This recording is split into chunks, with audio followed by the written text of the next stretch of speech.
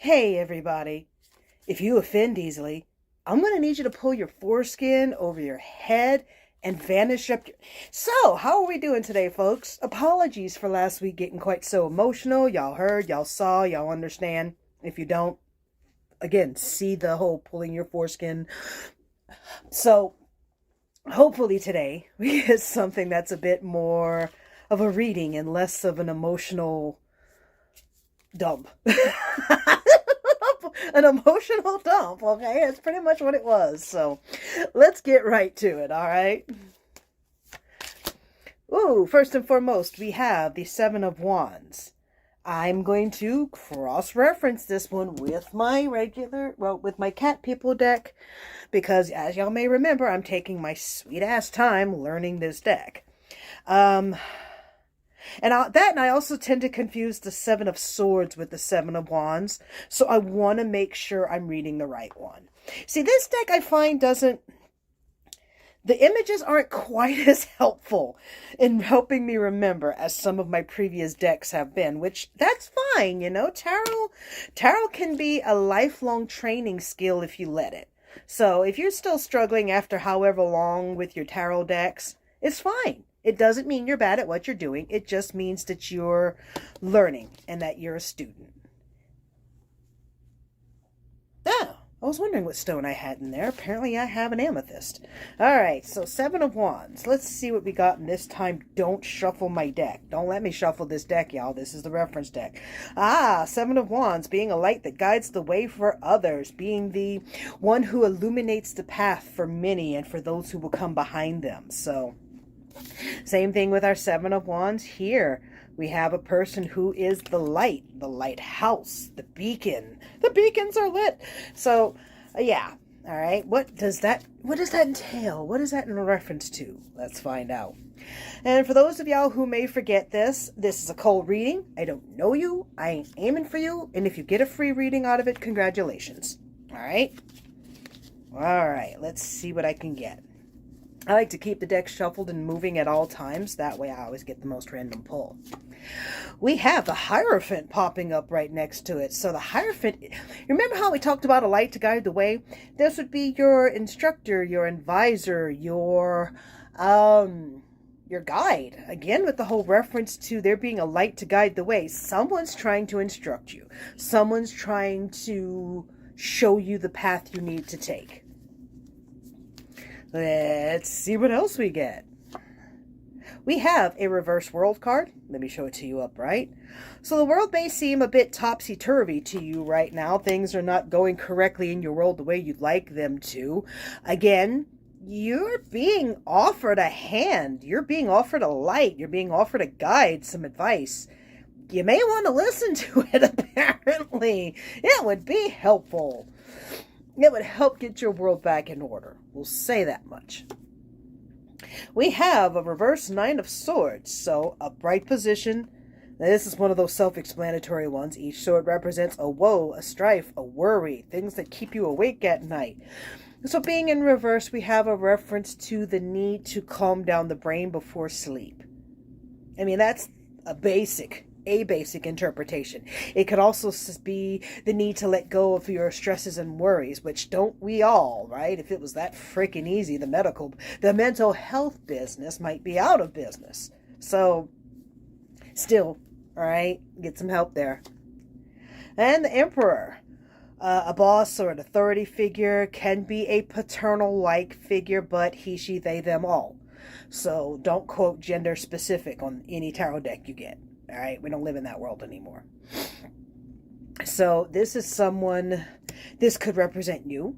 This could represent someone you know. This could represent a doctor, a boss, a guide. Again, with the reference to someone who has the power outside of yourself. All right. So it looks to me like you may actually be surrounded by a bit of a support system, whether you realize it or not. You might want to feed into that. All right. We have a reversed Eight of Wands. Things are not going in the direction you like them to. You were hoping for a major success, and instead you got a major landslide.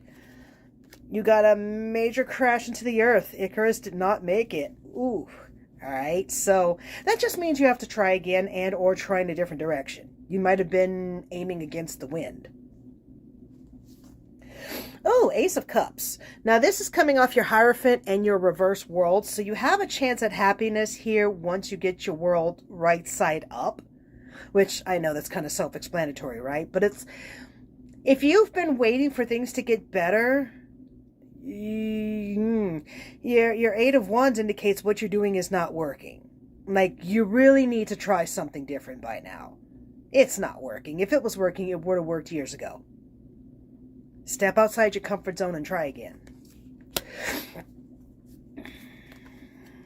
Sinuses are just going apeshit because of the weather. Ugh. So, Ace of Wands. This is coming off a reverse world and a reverse Nine of Swords. If you want the stress to end, if you want your problems to end, you need a new idea. Brand spanking new, something that you haven't tried before. All right. And again, if you're looking for a direction on what kind of new idea to have, you've been being fed ideas. You've been being helped. You've been advised. Listen, listen, listen. Ah, and all of my deck just flipped. We're not going to read all of them, but we're going to take that card and that card. The Six of Cups was the last one that remained in the upright or face-up position, and it was upright. So this is like an ultimate happiness, an ultimate innocence, a time when things were just purer and easier. So we have a reverse Nine of Swords and the Emperor. So this may, for the fact that we have the Emperor and a kind of like an indicator of child and childhood card, without trying to be gender specific, the paternal card, the authoritative figure energy, it looks like a relative. Looks like a father. Don't quote gender on that. But it's definitely a childhood and a parent scenario. All right. Now, coupled with that, and this came out with it, the Three of Swords in the upright position. All right, so that's heartbreak. That's something that hurt very emotionally, very deeply. This may be someone who is at a heartbreak or angst with their parental figure. So if you're fighting with the parent, that might be kind of what's causing your world to topsy-turvy. Now, it's not saying agree with that parent. You're not obligated to do that. But at least listen and at least stop fighting. You can walk away. You can redirect. You can ignore. And trust me, I know how hard that is. But you can actually ignore if you're so inclined. So you may want to just kind of eliminate the stress by stop fighting. Stop fighting. You're not helping anything by fighting. Not this time. All right? This is not a war. If anything, looks like peace negotiations may be in order here, but that's a choice. Next tier down, we have a reverse Page of Wands. We have someone that's not getting the message, not getting the bright idea, not getting, because it's a messenger card. So this would be like a communication that misfired, or I want to double check my reference deck again, just to. Yeah, no, it's a messenger, it's a message, it's instructions, that's pretty much all I got to say about that card. Coming off of the reversed 8 and the Ace of Cups, it's you missed what you needed in order for that to succeed, so now you have to move on. Whatever project you were working on or attempt you were trying to make, it didn't work. Get a clue, move on. All right, what else we got? We have the King of Swords in the upright position. So this is the kind of person who grabs the bull by the horns. This is the kind of person that kind of thinks they need to be firm in their handling of things. Like maybe even a bit too rigid or intolerant, but it's coming from because he's upright. It's coming from a good place, even if it doesn't always feel good. Okay? All right, and coming off of that was Ace of Cups and Ace of Wands. The King is supposed to make that new beginning, or the King is supposed to start that new journey.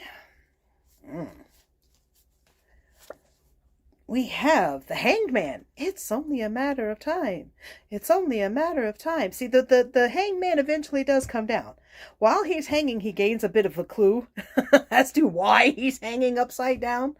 So yeah, you need a clue. That's the general gist of all this. You need a clue, you had a clue, you missed a clue, it screwed you up, don't miss the clue again. That's pretty much what I'm getting here. Listen to the parent or stop fighting with the parent. Pay attention. You missed something, and that's why things got screwed. All right? All right, next tier down, we have Judgment. Oh, that's a pretty one. I don't think I've gotten this one before. That's gorgeous. That is freaking gorgeous. All right. I love the Neon Tarot. I just need to learn it faster. Judgment in the upright position coming off the King of Swords and the reverse Page of Wands. Be careful that you're not misjudging a situation. I mean, the Judgment card's in the upright position, so I'm less inclined to think that you're just outright being judgmental. But you do have to make a judgment call. All right? Pertaining to what? King of Swords and the Hangman comes up with the Eight of Cups. Walking away from a situation that no longer serves you. I don't like this deck's image as much as I've liked my reference deck's visual interpretation, because it's the reference of 7 out of 8 cups are spilled, 1 cup remains in the upright position, and it's the question of, do I go back and try again? And the answer is no. The answer is always no. Move off into this new direction. There's nothing left for you here. So, that's coming off your King of Swords and your Hanged Man. When you're done with your trial and tribulation, move on.